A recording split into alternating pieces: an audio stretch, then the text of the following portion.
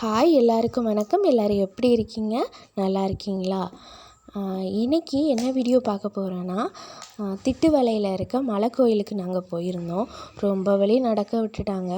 அந்த வீடியோ தான் இது. யாரெல்லாம் திட்டுவளை பக்கம் யாருக்கெல்லாம் மலை கோயில் போயிருக்கீங்க அப்படின்னு சொல்லலாம் கமெண்ட் பண்ணுங்கள். இது வந்து என்னோடய அம்மாவோட அக்காவோட ஃபேமிலி கோயில். அதுக்காக நாங்கள் நடக்க ஆரம்பித்தோம். என்னோடய ஹஸ்பண்ட் மூத்த பையனை தூக்கிக்கிட்டு ரொம்ப தூரம் நடந்து போயிட்டாங்க. மலை அங்கே தெரியுதுல, அந்த மலைக்கு தான் நடக்க வச்சிட்டாங்க. நான் நடக்கிறதுக்குள்ளே ஒரு வழி ஆகிட்டேன். அவங்க பாருங்களேன், அவங்க எங்கே போயிட்டாங்க, நான் எங்கே போவேன் தெரியுமா? ரொம்ப தள்ளி போயிட்டேன். அப்புறமாவும் நாக்கு தள்ளிட்டு தண்ணி வேறு இல்லை, ரொம்ப டயர்ட் ஆகிட்டேன். எல்லோரும் மேலே போயிட்டாங்க. நான் ஒரு ஃபங்க்ஷன் வீட்டுக்கு போயிட்டு அப்படியே அங்கே போகிறதுக்கு கொஞ்சம் டைம் ஆயிடுச்சு. ரொம்ப நாக்கு தள்ளிருச்சு. இப்படி யாருக்காவது மலையில் ஏறின அனுபவம் இருந்துச்சுன்னா கமெண்ட் பண்ணுங்கள்.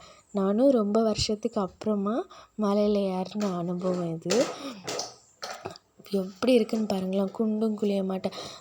முன்னாடி இப்படியெல்லாம் இருக்காது. முன்னாடி வரும்போது கரெக்டாக பாதை இருக்கும். இப்போ வந்து இடத்துக்கு போகக்கூடிய பாதை எங்கெங்கே எப்படி இருக்குன்னே தெரிய மாட்டேங்குது. ரொம்ப கஷ்டமாக இருந்து ஒரு வழியாக மேலே வந்து சேர்ந்துட்டோம்.